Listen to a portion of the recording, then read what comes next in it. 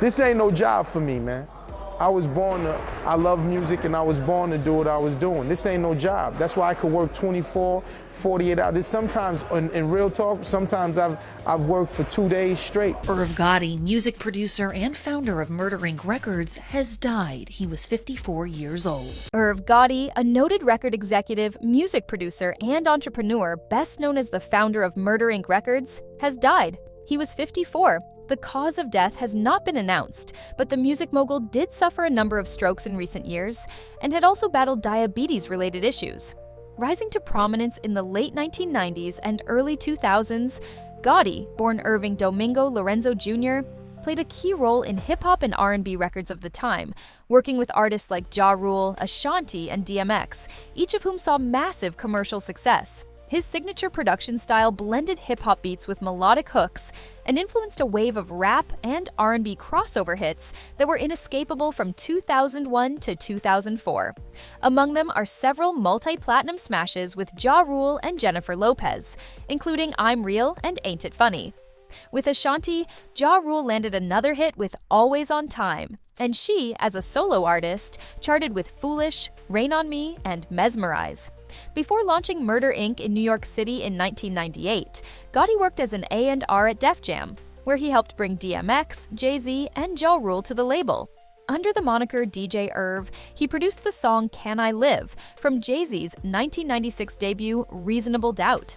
Later called the Inc. nut Vanessa Carlton signed with the label, and Gotti co-produced her 2007 album Heroes and Thieves with Rick Rubin and Third Eye Blind's Stephen Jenkins.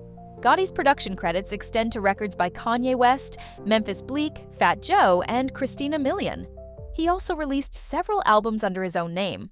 Def Jam has lost one of its most creative soldiers who was hip-hop, says Lior Cohen, who held chief executive roles at the label from 1988 to 2004 and was a presence from its nascent days. He currently serves as global head of music at YouTube. When we were on bended knee, he brought the heat and saved our asses. He comes from a very tight, beautiful family from Queens, and it's an honor and a privilege to have known him. Irv, you will be missed. His career faced some setbacks in the mid-2000s due to an FBI investigation and a raid of Murder Inc.'s offices into alleged ties with drug kingpin Kenneth Supreme McGriff. Though ultimately acquitted, the case damaged Murder Inc.'s reputation. In recent years, Gotti had reinvented himself, expanding into television with the creation of BET's Tales, an anthology series blending hip-hop and storytelling.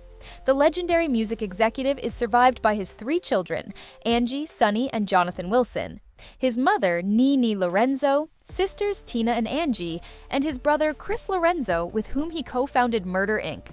Reaction to news of his death from across the music world was swift. 50 Cent posted a photo on Instagram of himself smoking next to a grave headstone that reads RIP. He added in the caption, "I'm smoking on dat Gotti pack. Nah, God bless him, LOL." That aside, Fat Joe was among the additional reactions, calling Gotti a genius and sharing, "You changed my life and I will always love you, RIP." Russell Simmons offered, "Brothers and sisters, please don't let Irv Gotti go without acknowledging the tragedy of his death and of Black men's and women's health in America. This talented, beautiful, happy, curious, enthusiastic spirit has left his body way too soon. I'm sure God will receive him with love and freedom." Alongside brother Chris, Irv Gotti launched Murder Inc. in 1998 as an imprint of Def Jam following his success in helping bring DMX to the vaunted hip-hop label. Ja Rule became Murder Inc.'s flagship artist and Murder Inc.'s first release was his 1999 debut album Veni Veti Veci, which included the rapper's first top 40 Billboard Hot 100 hit Holla Holla, peaking at number 35. That was just the start of the commercial success of Murder Inc., which the Gotti brothers titled after the crime syndicate of the same name. In addition to Ja Rule, Gotti also discovered singer Ashanti as a teenager, who went on to find fame with melodic hooks on rap hits, as well as her own solo R&B success. Ashanti's 3 biggest hits all came in 2002. Ja Rule's Always on Time, featuring Ashanti, was a 2-week Hot 100 #1. Fat Joe's What's Luv, featuring Ashanti, peaked at number 2, and her own Foolish spent 10 weeks atop the Hot 100. Murder Inc. also lent their rap bona fides to Jennifer Lopez's rising music career, with Ja Rule features on I'm Real and Ain't It Funny, leading to Hot 100 chart toppers, spending 5 and 6 weeks at the pinnacle, respectively. Between 1999 and 2005, Ja Rule amassed 17 total Hot 100 hits, including his 3 aforementioned number ones.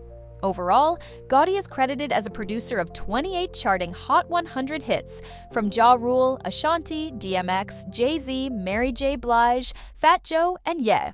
He also co-wrote I'm Real, featuring Ja Rule, and was one of the producers of its popular Murder remix. Both Ain't It Funny and I'm Real reached number 1 thanks to the wide popularity of their hip-hop-focused Murder remixes. Billboard recently named Foolish and I'm Real 2 of the top Hot 100 songs of the 21st century. As a credited artist, Gotti scored a top 10 charting hit on the Hot 100 with Down For You, which peaked at number 6 in 2002 and was credited to Irv Gotti Presents the Ink featuring Ja Rule, Ashanti, Charlie Baltimore, and Vita.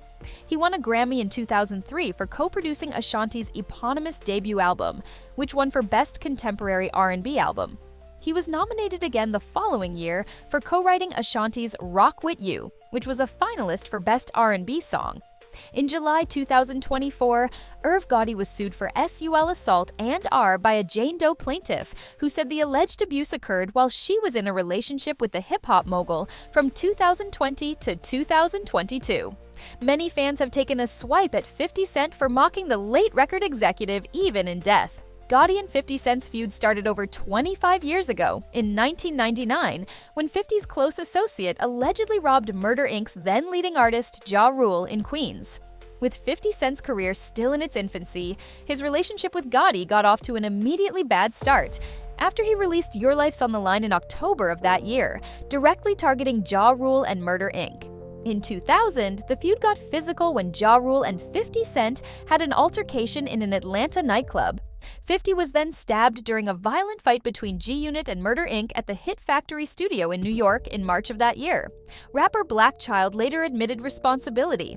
Following the incident, Gotti and Ja Rule claimed that 50 Cent filed a protective order against them, though this claim has since been widely disputed. In May 2000, 50 Cent was shot 9 times outside his grandmother's home in Queens. An investigation later suggested that drug lord Kenneth Supreme McGriff, who is known to have had ties to Gotti and Murder Inc., allegedly planned the attack in retaliation for 50, mentioning him in the Ghetto Quran. McGriff was never formally charged in connection with the shooting, but was sentenced to life in prison in 2007 in relation to an unrelated case.